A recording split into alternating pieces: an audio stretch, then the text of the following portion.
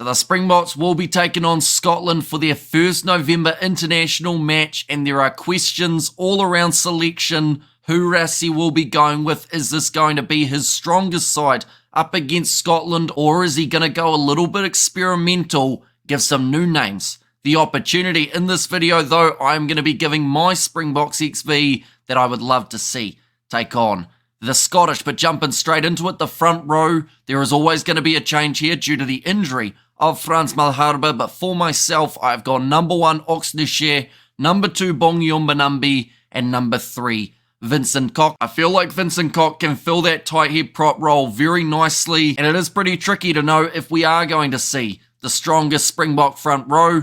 But I think if we are, this is who I go with in those 3 jerseys. Moving on to the locking duo. Now, this is where I've made a pretty massive change, and I don't think many people will agree with it. Now, bear with me, though, because there is reasoning behind it, but when I say it, it will sound a little bit confusing. Number 4, Ebenezebeth. That is not the confusing one. That is pretty straightforward. The man is the most capped Springbok of all time, and he continues to play week in, week out, and is an absolute talent out there on the field. For South Africa, number 5, they've got many options. We see the return of Franco Mostert. We see the return of Snyman for this November international window. Ruan Nokia, one of the informed 5s from the Rugby Championship, but I haven't selected any of them in that jersey. Number 5, I've gone Pieter-Steph du Toit. Now, like I said, people will be extremely confused by that, but Pieter-Steph du Toit, he did play in the locking duo during the Rugby Championship, had a game at 4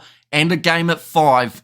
Now, it seems very strange to not play him in that number 7 jersey, but like I said, you got to bear with me, but that is a very strong locking duo if that is what the Springboks are going to go with. I do think Ruan Nokia has a really good shot of getting to start this game up against Scotland, but this is the combo that I think would be extremely handy in this matchup. Now we move on to the loose forward trio, and I know some people will be halfway through their comment already saying, what is this guy doing? But we will mention the loose forwards. Number 6, Siya Kolisi, the captain. Number 7, Kwagga Smith. Now, it does sound strange having Kwagga Smith in a starting lineup, but the reasoning behind it is this game up against Scotland will be Kwagga Smith's 50th Test match appearance for the Springboks. And if there's anything that we know about Rassie Erasmus, of course he could break the trend here, but he usually gives the players who are having milestones the opportunity to shine in the starting lineup. So that is why I do think we will see a big change here. And maybe we get to see Kwagga Smith run out onto the field with the starting 15 rather than being the super sub that of course we all know that man can be. But it meant that I had to make way in that loose forward trio, and it was going to be extremely tricky to do. Siya Kolisi, the captain, I expect to see him playing up against Scotland here. I don't see them resting him for this game and bringing him in for England. So that meant that that number 6 jersey was not available for Kwagga Smith.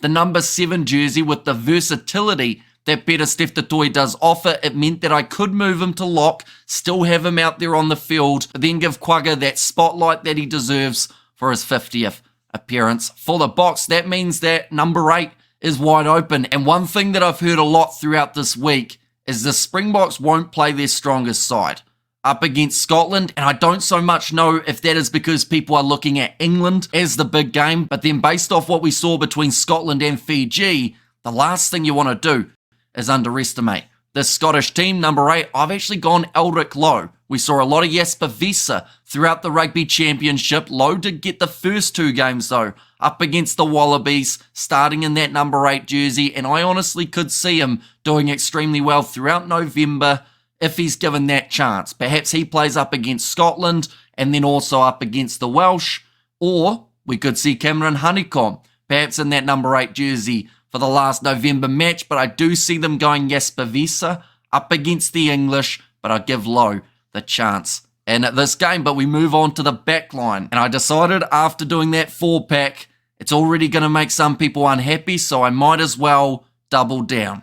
My number 9 and my number 10, 2 brothers, Jaden and Jordan Hendrikse. Now, Hendrikse only got brought in as the injury replacement for Frans Malherbe, but really he has been added in as the replacement for Damien Willemse. Now, he was going to be absolutely awesome to watch. Throughout November, he could have been playing 10, he could have been playing 15. We could have even seen Damien Willemse slot into that midfield combination if need be, but sadly injured the groin and meant that he was out for the November internationals. Jordan Hendrikse, though, he has been tearing it up in the URC as well as the Currie Cup. He is an outstanding player. The last time that he got an opportunity in a Springboks starting kit, I believe it was in July, and he didn't actually have his best performance in that contest. But I do think that since then, in just a few months, he's come a long way. He'd be partnered with his brother, and I feel like that is a future combo that we could see for the Springboks. It also means that Jaden Hendrikse doesn't have to do the kicking, which I feel he would have to if I had gone with Manie Libbok in that 10 jersey, which was something I considered.